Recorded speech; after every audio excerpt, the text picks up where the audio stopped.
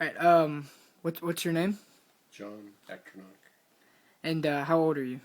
71. So what year was that?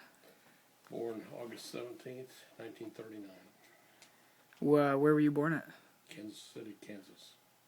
Is that where your parents were born?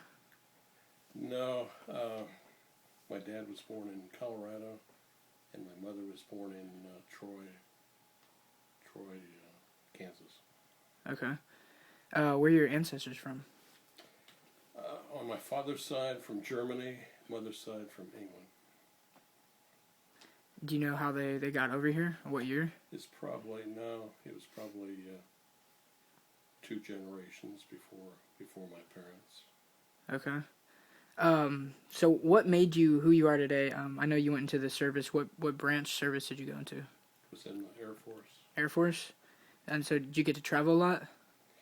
Actually, I was in the Air Force Reserves, so part of that was after I graduated from college, it was 6 months active duty and then 5.5 years inactive, Okay. which would be once a month. We'd do weekend at the Air Force Base, and then 2 weeks during the summer. We'd have summer camp. So, But yeah, one of the summer camps we spent our 2 weeks in Germany. okay. So it was What pretty neat. so did you like that? I mean, what was different about it over there from over here?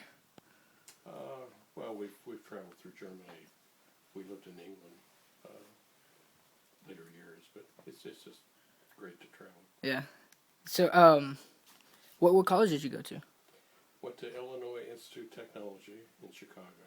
Okay. Got a BS degree in engineering. And then when we moved down here first time in '79, I went to University of Houston, got my executive MBA. Okay. Um, All right. Where were you born?